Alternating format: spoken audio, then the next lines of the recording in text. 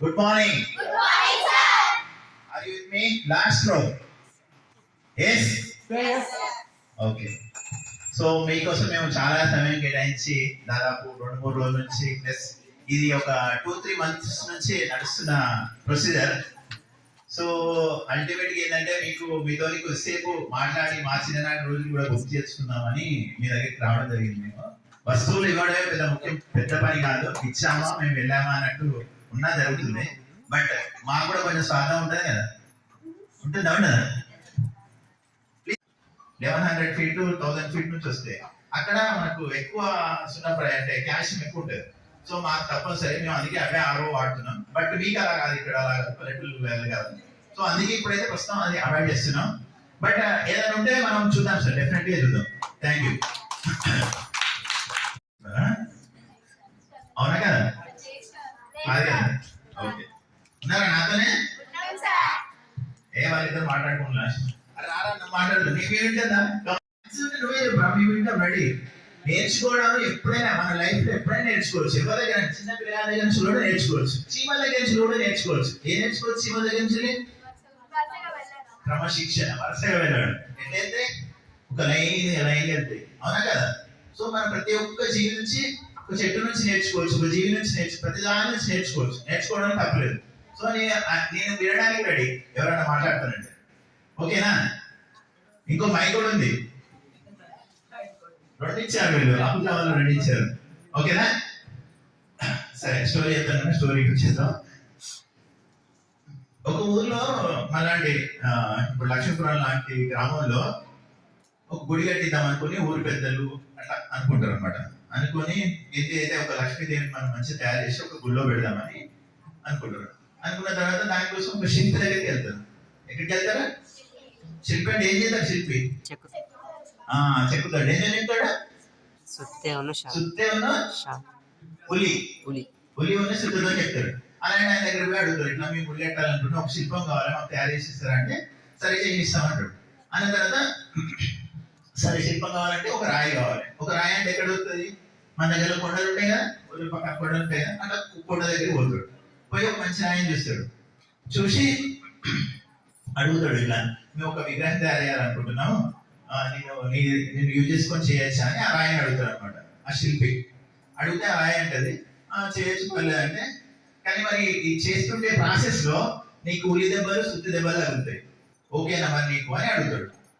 అడిగితే ఆ రాయి ఏమంటదంటే, నా వల్ల కాదు, నేను హ్యాపీ ఇట్లా కూర్చుని నాకు హ్యాపీ ఉంది ఇక్కడ, నా వల్ల కాదు, ఈ ఉలి దెబ్బలతో నాకు ఈ సుత్తి దెబ్బలతో నాకు ఉడేది ఏమవుతుంది, మీకు దండం, మీకు నమస్కారం అని చెప్తే సరే అని ఆయన పోతాడు. పోయి ఆ శిల్పి ఇంకొక రాయి దగ్గరికి వెళ్తాడు. వెళ్ళి సేమ్ ఇదే ప్రశ్న ఆ రాయి కూడా అడుగుతాడు.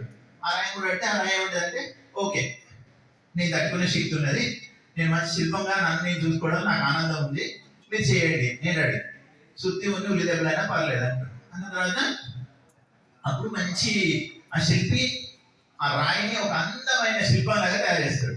ఎట్లా తయారు చేస్తాడు? లక్ష్మీపురానికి ఒక లక్ష్మీదేవి శిల్పం తయారు చేస్తాడు.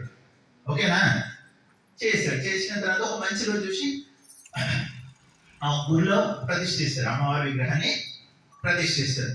ప్రతిష్ఠించిన తర్వాత మనం అందరూ ఉంటారు, గ్రామస్తులు ఉంటే వాళ్ళు వెళ్తారు కదా, వెళ్ళి టెంపుల్కి వెళ్తారు కదా, మంచిగా టెంపుల్కి వెళ్తుంటారు, మంచిగా ఫేమస్ అవుతుంది టెంపుల్ కూడా. సో టెంపుల్ ఫేమస్ అయిన తర్వాత మనం ఇప్పుడు టెంపుల్కి వెళ్తుంటే ఏం పట్టుకొని వెళ్తాం? జనరల్ కొబ్బరికాయలు పట్టుకెళ్తాం, కొబ్బరికాయలు పూలు అట్లా పట్టుకెళ్తాం, పండ్లు పూలు, అవునా కదా? వెళ్ళినా ఎప్పుడైనా టెంపుల్కి? మన శివరాత్రి అయితే వెళ్ళవచ్చు, నాకు తెలుసు. వెళ్ళానా? వెళ్తాం కదా, అప్పుడే గుర్తుంటుంది మనకు. లేకపోతే మన కష్టం వచ్చినప్పుడు దేవుడు గుర్తొస్తుంది, అవును కదా? సో అట్లా లక్ష్మీ ప్రజలంతా లక్ష్మీదేవి టెంపుల్కి వెళ్తుంటారు. వెళ్తుంటే అందరు కొబ్బరికాయలు కొట్టడానికి ఏ ప్లేస్ లేకుండా ఉంటుంది అనమాట. వాళ్ళకు ప్రత్యేకమైన ప్లేస్ ఏదో లేకుండా ఉంటుంది. అయితే ఇక సర్పంచ్ గ్రామ ప్రజలంతా చూసి ఏం చేస్తారంటే, సరే ఒక రాయిని తీసుకొచ్చేద్దాం, అందరు కొబ్బరికాయలు కొడతారు. తర్వాత ఇక్కడ టెంపుల్ ఎక్కిపోవడానికి మెట్లలా కూడా ఏం లేదు, ఇక్కడ కూడా ఒక రాయి వేద్దామని పోతారు. పోయి ఈసారి వీళ్ళు శిల్పి అంత మంచి మనుషులు కాదు, పర్మిషన్ తీసుకునే మంచి మనుషులు కాదు. పోతారు, ఆ రాయి ఉన్నది ఎంత ముందు రాయి అది తీసుకొస్తారు. దాన్ని 2 భాగాలు చేసి ఒకటో మెట్ల దగ్గర వేసేస్తారు, ఇంకోటో కొబ్బరికాయలు కొట్టడానికి పెడతారు. తెలుసా అనుకుంటా స్టోరీ? మంచి ఫాస్ట్ ఉంటారు పిల్లలు. Good, very good. సో ఎక్కడ వేస్తారు? ఒకటో కొబ్బరికాయలు కొట్టడానికి వేస్తారు, ఒకటో మెట్ల దగ్గర వేసేస్తారు. ఇప్పుడు ప్రతి ఒక్కరు వచ్చిన వాళ్ళు ఏం చేస్తారు? కొబ్బరికాయలు రాయిని ఎంత కొడతారు? రాయి మీద కొబ్బరికాయలు కొడుతూనే ఉంటారు. అక్కడ ఇంకో రాయి మీద అందరూ తొక్కుంటూ వెళ్తుంటారు. సో ఇప్పుడు ఆ ఉలి దెబ్బలు శుద్ధి దెబ్బలు తిన్న మంచి రాయం అద్భుతమైన శిల్పమై దేవత అయి అందరితో పూజింపబడుతుంది. ప్లస్ నైవేద్యాలు, హారతులు, అన్న సమారాధనలు ప్రతి ఒక్కటి దేవునికి. అవునా కదా? దీపారాధన, హారతులు, నైవేద్యం, ఒబ్బట్లు అన్ని. అదే ఆ రాయికి నిత్యం కొబ్బరికాయ దెబ్బలు. ఓకేనా? అది పరిస్థితి. ఇప్పుడు మీరు ఏ పొజిషన్ ఉన్నారు తెలుసా? ఆ రాయి పొజిషన్ ఉన్నారు. ఏ పొజిషన్ ఉన్నారు? ఒక మంచి శిల్పం లాగా, అంటే ఒక మంచి విద్యావంతులు లాగా తయారైతే మీరు గుళ్ళో పూజింపబడ్డట్టు ఈ సమాజంలో పూజింపబడ్డారు. అర్థమైందా? లేదంటే మీ బ్రతుకు కూడా ఎలా ఉంటుంది? రోజు కొబ్బరికాయలు దెబ్బలు తినే రాయిలాగా అయిపోతుంది. ఏది పెట్టారు?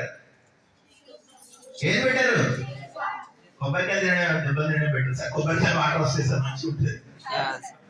ఎట్లా? ఏది కావాలి? ఏది కావాలి? మరి దానికి మీరు ఏం తినాలి? ఇప్పుడు ఏం దెబ్బలు తినాలి? అవుతా దెబ్బలు అంటే ఇన్ ద సెన్స్ మన యొక్క ఆ కష్టం. ఇక్కడ మనకి శిల్పి ఎవరున్నారు? టీచర్స్ ఉన్నారు. వాళ్ళు రెడీగా పట్టుకొని ఉన్నారు. సుత్తి, తర్వాత ఉలి, నాట్ స్టిక్లు ఏమో కొడతలేదు. నాకు తెలుసు, మీ చిన్నప్పుడు దెబ్బలు తినేవాళ్ళం, కానీ ఇప్పుడు ఏం లేదు. అది అవునా కదా? చిన్నప్పుడు ఏదంటే టీచర్స్ కి మేము భయపడేది, ఇప్పుడు స్టూడెంట్స్ కి టీచర్స్ భయపడుతున్నారు. అట్లా చేశారు మీరు. అవునా కదా? గట్టి చెప్తలేరు. రెడీ ఉన్నారు కదా?